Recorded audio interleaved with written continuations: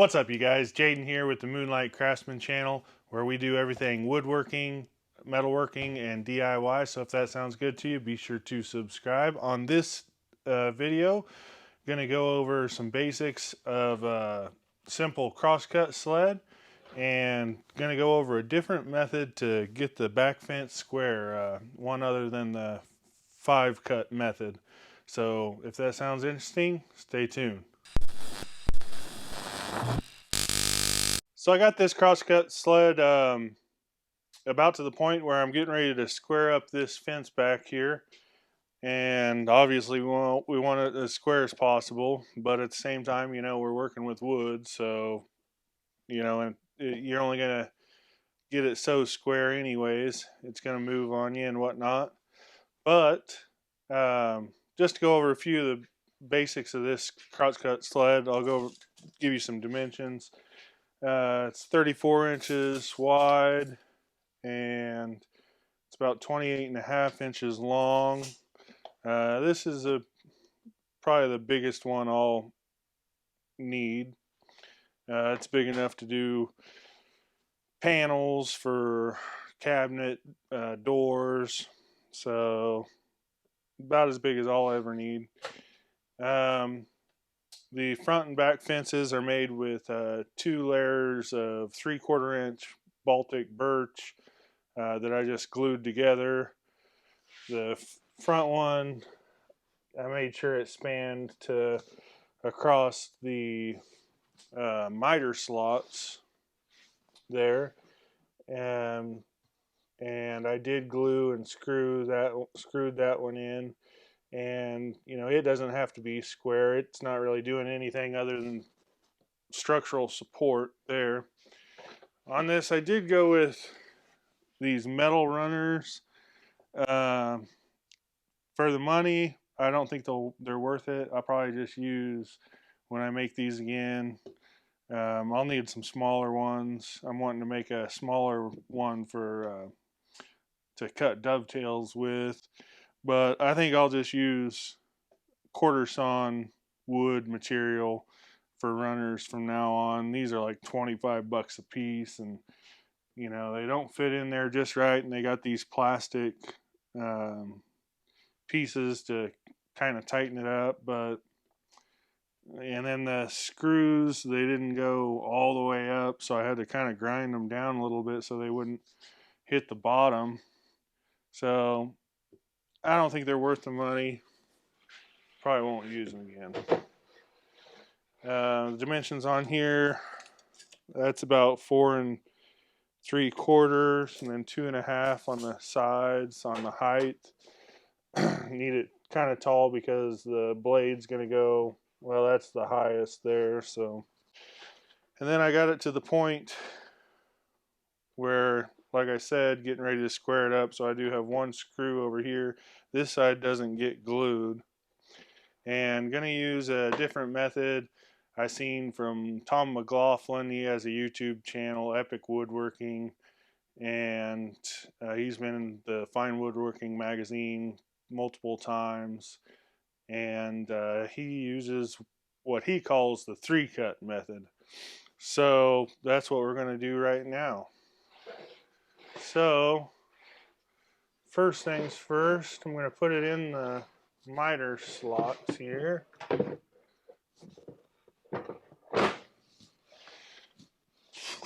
Then I cut a little, I've already ran the table saw blade down to almost to the end, and then I did rip a little shim here that fits just right in that kerf, pretty tight. Then I can take a framer square, and we're going to get it close with the framer square, if I can find it. There it is. I knew I had everything here. Alright, so hopefully you can see that. Square it up on that piece that we got.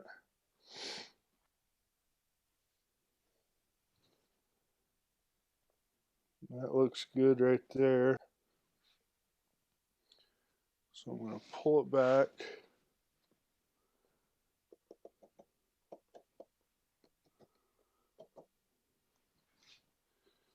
clamp that.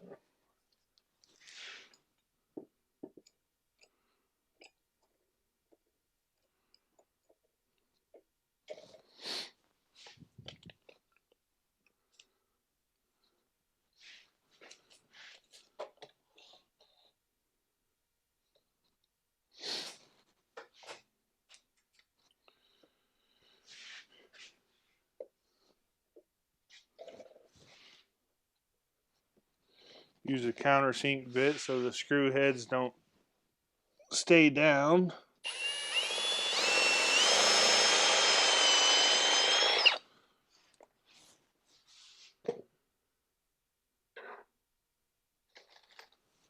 Just using some construction screws here.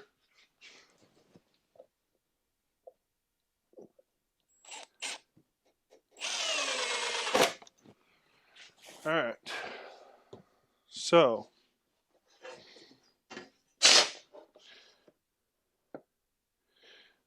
that looks pretty good on both sides. Okay, and I did run this through the jointer, skimmed it through the jointer on the face and on the edge to that face. So we're both should be square. Yeah, very, very square that way. And also should be true and straight. Okay. So then pull that out. Raise our blade.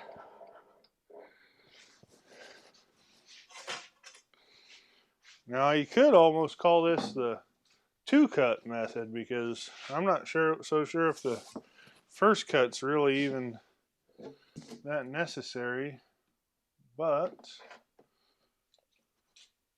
he calls it the three-cut method, so that's what we'll call it.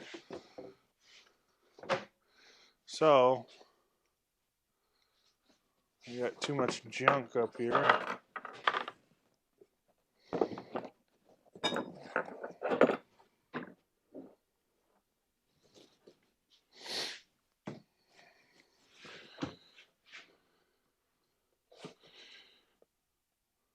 We're going to hold this back here, keep it flat up against the back fence, and we're going to true us up a one cut, one side here.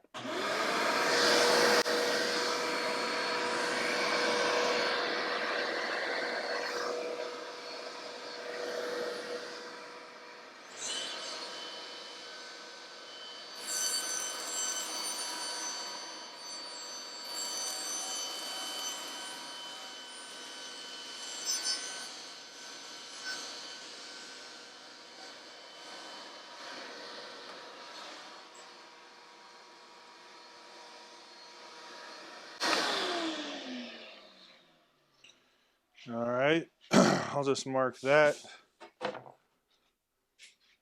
Side A. That blade I got in there, it's been cutting pretty well. I'm not sure what brand that is, but I've been pretty happy with it so far. Then put the side that you just cut up against the fence and cut this side.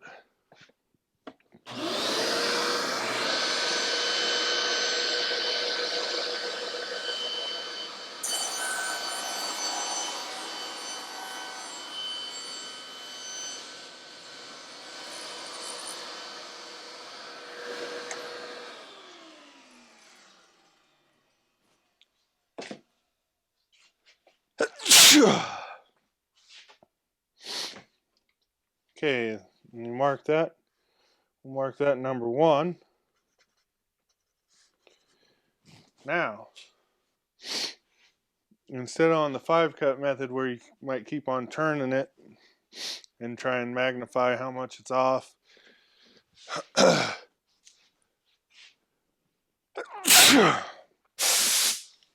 this method you just flip it. So you got your side A, your first cut, stays up against the fence.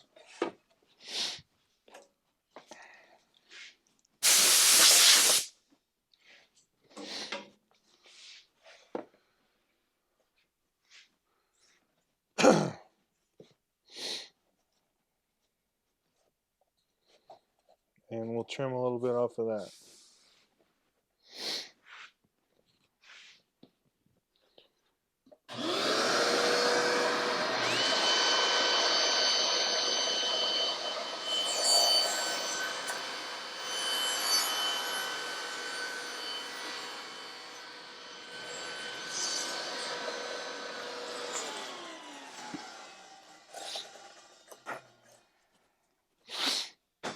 Okay, we'll mark that number 2. Alright, so we can drop the blade.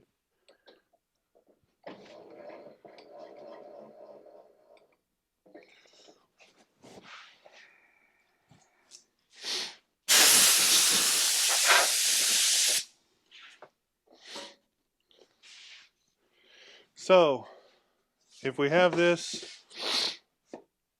side A up against the fence, and we make a cut here on this side, and if we're going at an angle this direction and then we flip it and we're going at an angle this direction, it's going to magnify. We're not going to get a parallelogram or anything like that. It's going to magnify how much it's off times 2, because you have 2 cuts.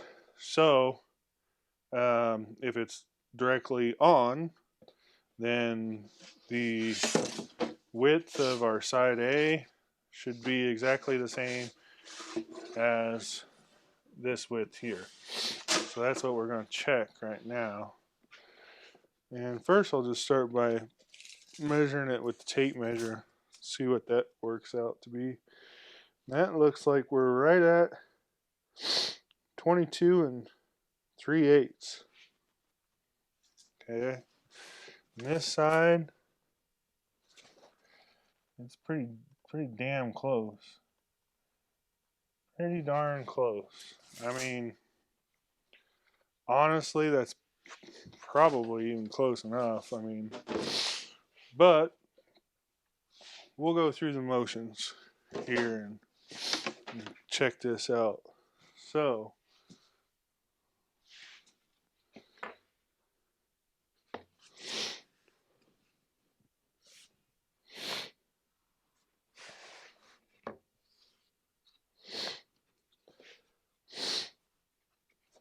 if we got, yeah, this would be better. Let me flip it over this way.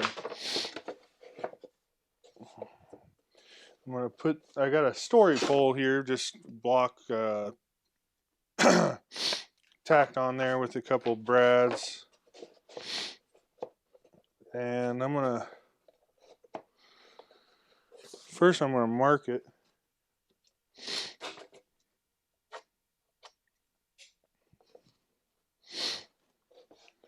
And then I'm going to look at the other side and see if we're a little bit under or over. And honestly, it's just, I can't even see a difference really.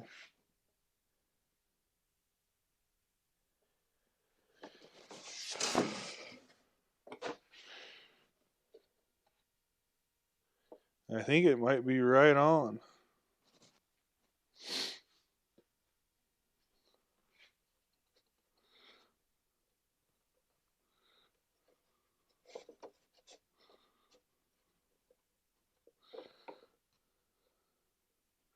I'm going to tack this block on here.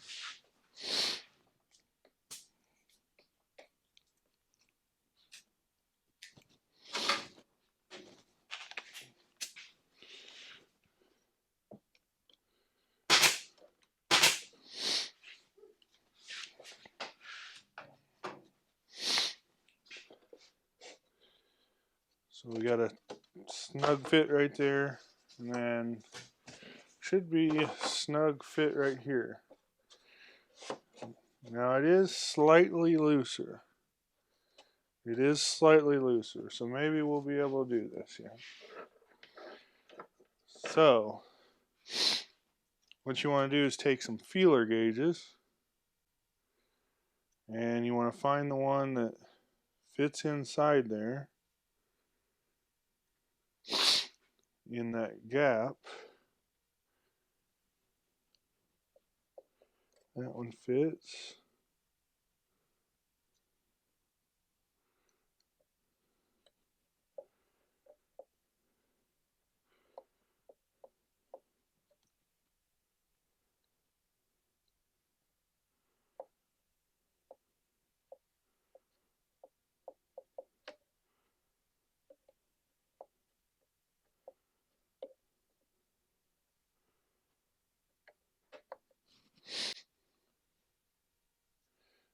About 10 thousandths. So honestly, we got 10 thousandths over, you know, 23 inches. I mean, that's probably pretty good, I would say, but we'll go ahead and do it just in case. Let me check that again. Yeah, that's pretty good. So now we got to remember that that's twice, that's double. So yeah, it's actually 5 thousandths. Um, you know, and we're talking about wood here. So what you want to do is, I have this pivot screw over here, and it's about 3 inches in.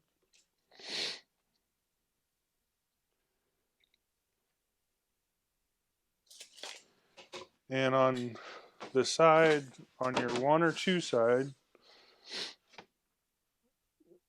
you're going to put your board up there, and you're going to mark the length over here.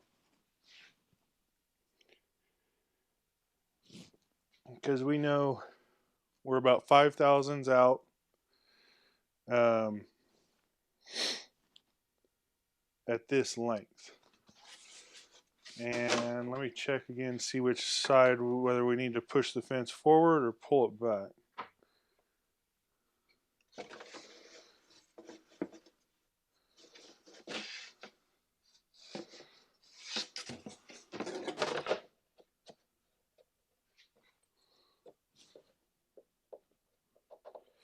So we're wider on our side A, so that means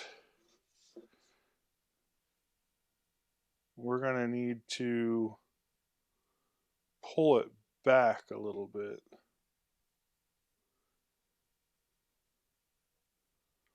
I think that'll be right.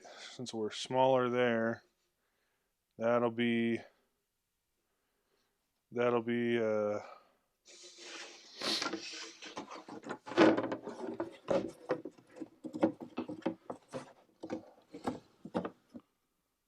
yeah. Since we're smaller at that end, that means we were going at this, so we need to pull the fence back the 5 thousandths. So the way you're going to do that, and we need to pull it back at this point. So the way you do that is you just need to get you a block of wood that has a point on there like this. And in this case, since we're going to pull the fence back, I'm going to put this block directly up against the fence. I'm going to tack it.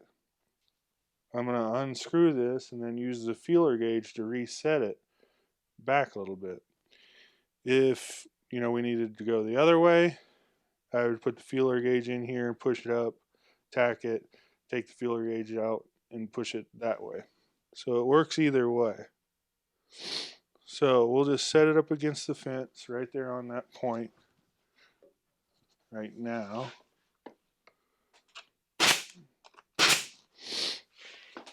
Then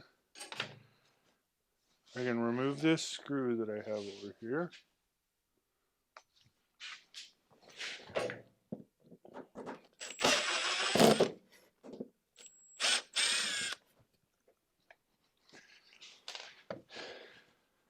Then I'm going to find the 5 thousandth And you're just going to put that right there, push it up, re-clamp it.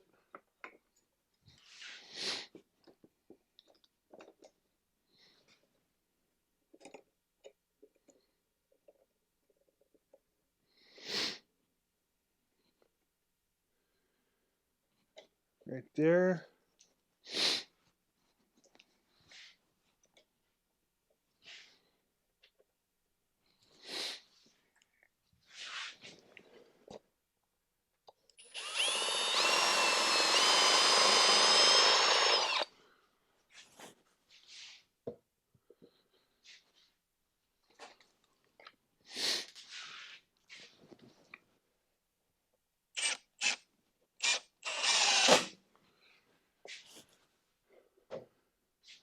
Pull that out.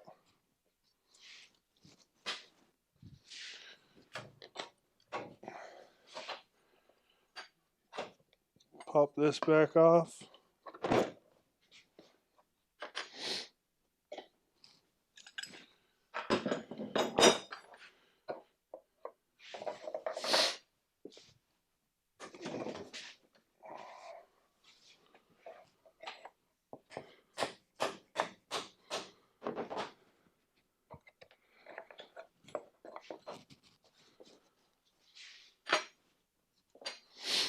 And there you got it. You should have a perfectly square crosscut sled now.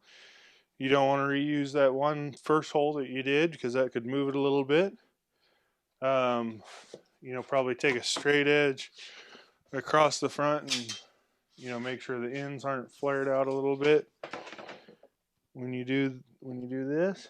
And that looks pretty dang good. I'll probably just spray this with a little lacquer to try and reduce a little bit of the moisture absorption. And that's it. That's how you get a perfectly square crosscut sled. Pretty simple. Look forward to making something with this, and we'll see you on the next one, guys. Thanks for watching.